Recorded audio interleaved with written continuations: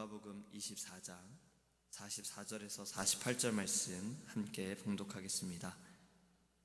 제가 주는 성경책은 신약성경 141페이지입니다. 누가복음 24장 44절에서 48절입니다.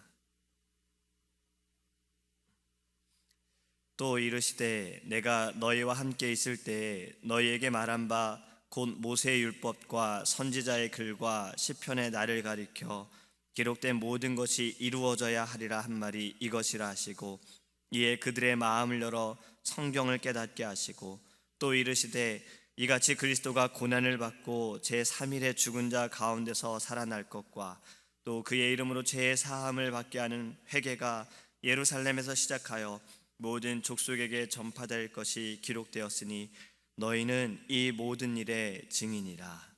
아멘. 부활하시고 승천하시기 전에 예수님께서는 사람들과 제자들에게 나타나셨습니다. 오늘 본문의 말씀은 예수님께서 11제자와 또 그들과 함께한 자들 가운데 예수님이 나타나셨어요. 그리고 두려워하는 그들에게 손과 발을 보이시면서 만져보라고 말씀하셨습니다. 그리고 이렇게 말씀하셨어요. 너희는 이 모든 일의 증인이라. 아멘. 증인은 누구입니까? 사람이 죄를 지어 잡히게 되더라도 반드시 거쳐가야 하는 것이 재판입니다. 이 사람의 죄가 어떠한지, 그리고 이 사람의 죄가 있는지 없는지 먼저 확인하고, 또 죄가 얼마나 무거운지, 또 그에 대해 어떠한 벌을 받아야 되는지 꼭 그 과정을 거쳐야 합니다.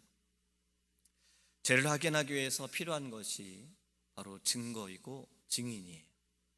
법정 드라마를 이렇게 보다 보면은 우리는 범인이 누군지 다 알아요.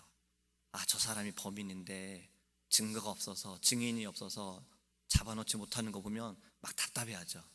그러다가 어느 순간에 갑자기 증인이 딱 나타나서 한마디 딱 하면 그 사람이 범인으로 끝날 때가 있어요. 속이 아주 후련하지요. 그만큼 이 증인은 너무나도 중요합니다. 중요한 만큼 위증의 벌도 너무나도 중요합니다. 우리나라 법에서 이 위증을 하게 되면요, 징역 1년 이하에 또는 1,000만 원 이하의 벌금을 내야 돼요. 왜냐하면 잘못된 이 증인으로 말미암아 한 사람의 인생이 달라질 수 있기 때문에, 죄인이 아닌 사람이 죄를 뒤집어 쓰고 그가 벌을 받을 수 있기에 이 위증의 법도 굉장히 크다라고 말합니다. 1년 이하가 아니고 5년 이하네요. 예수님도 보면 이 법으로 결국 위증으로 돌아가셨죠. 사람들이 말하기를 예수님에 대해서 좋지 않게 말을 했어요. 예수님을 죽여야 한다라고 말했어요. 그리고 더 잘못한 일을 살려주게 되어집니다. 구약시대에도 이 거짓 증거에 대해서는 굉장히 까다롭게 모세를 통해서 하나님께서는 말씀하십니다. 범죄 사실을 확정하려면 2 이상의 증인을 세워야 합니다. 그리고 상거래하는 이 거래에도 증인을 세워서 공개적으로 해야 되는 것이에요. 그만큼 증인은 너무나도 중요한 자리에 있는 것입니다. 아주 오래전에 한 30몇 명의 사람들이 한 사람이 거래에서 맞아서 쓰러져 있는 것을 봤어요. 그런데 사람들이 그것을 보고 누군가 연락했겠지, 누군가 신고했겠지 생각하고 아무도 신고하지 않아서 그 사람은 죽게 되었습니다. 제가 정확한 숫자는 생각이 나진 않지만 이것이 이제 심리학자들에게 사람의 심리가 도대체 어떠하길래 본 사람은 30명이 넘는데 단 한 명도 신고하지 않아 이 사람이 그렇게 죽게 되었나, 그러한 심리학 용어도 생기게 되었습니다. 예수님께서 지금 제자들에게 말씀하시는 것, 너희는 이 모든 일의 증인이라. 먼저 이 모든 일이 무엇입니까? 바로 그것은 앞의 말씀입니다. 예수님께서 고난을 받고 3일 만에 죽은 자 가운데서 살아나신 것, 그리고 44절에 말씀하시기를 이미 구약에서 모세가 말하고 선지자가 예언했던 모든 것이 이루어진 것을 말합니다. 이 모든 일에 대하여 제자들은 이미 예수님을 통해서 들었어요. 예수님이 어떠할 것이다, 예수님이 죽기 이전에 예수님께서는 자신의 죽음에 대해서 그리고 부활하실 것이다 라는 것을 예수님은 이미 가르쳐 주셨어요. 몇 번을 말씀하셨지요. 하지만 제자들은 그것을 믿지 못했던 겁니다. 깨닫지 못했던 거죠.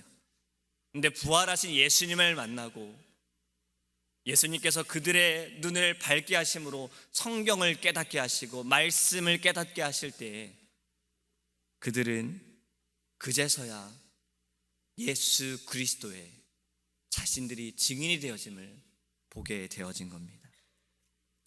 사도행전 4장에 보면요, 베드로와 요한이 등장을 합니다. 베드로와 요한은 복음을 증거했다는 단 하나의 이유로 제사장들에게 그들은 잡히게 되어져요.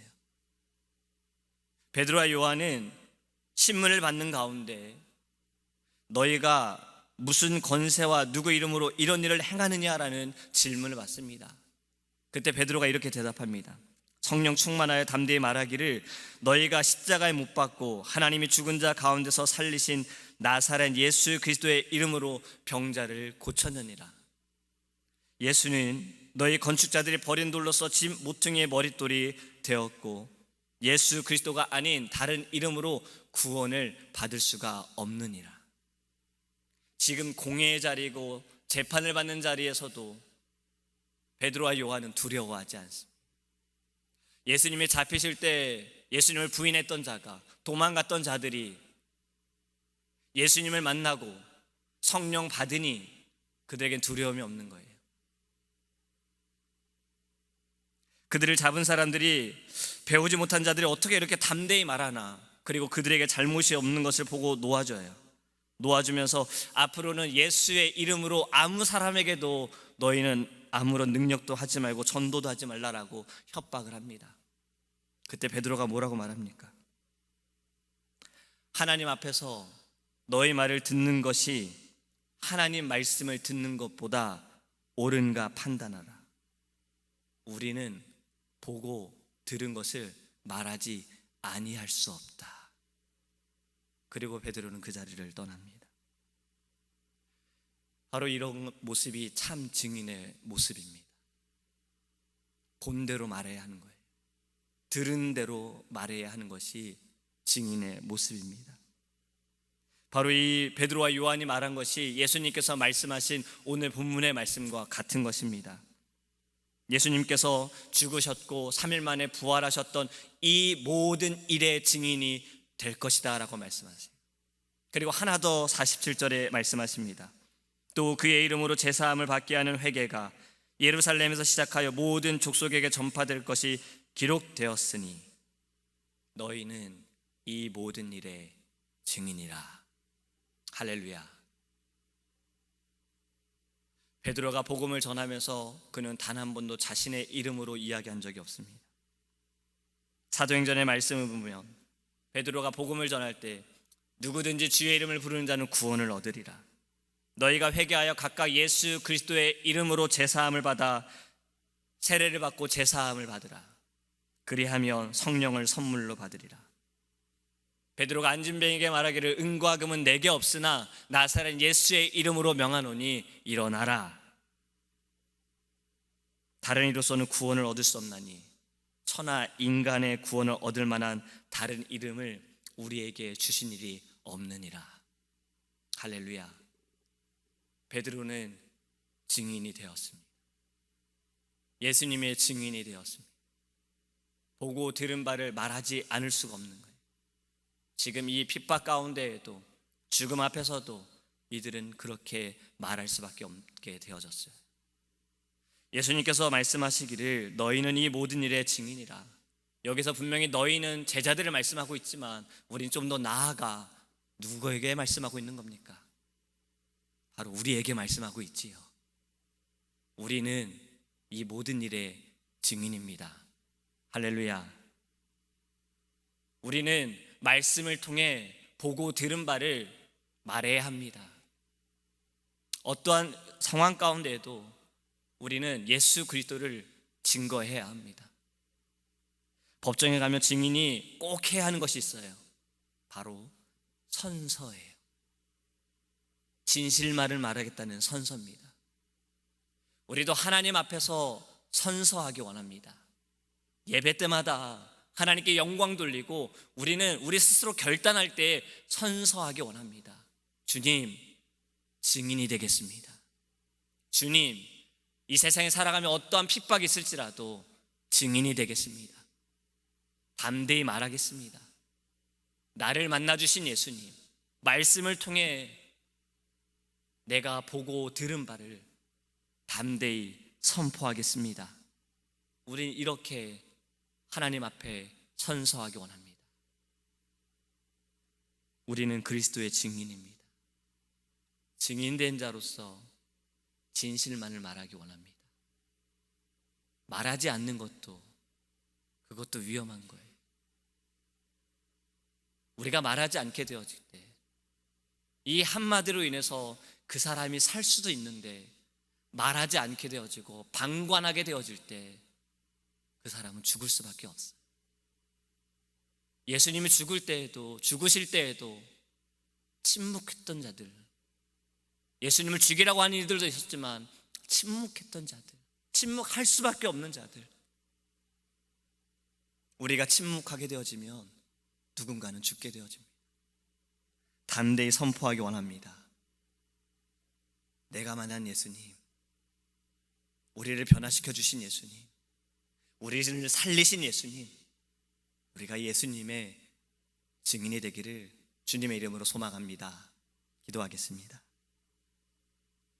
예수님, 우리가 이 모든 일의 증인이 되기를 원합니다.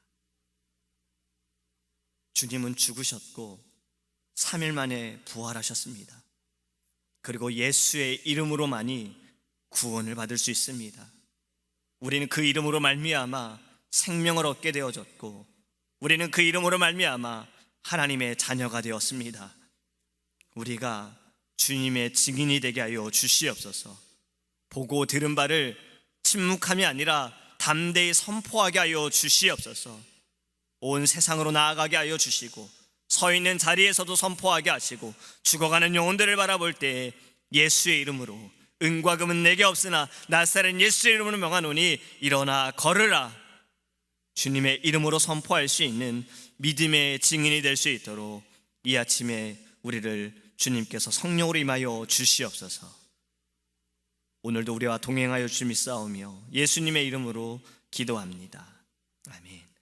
하늘에 계신 우리 아버지여, 이름이 거룩히 여김을 받으시오며 나라의 임하옵시며 뜻이 하늘에서 이룬 것 같이 땅에서도 이루어지이다.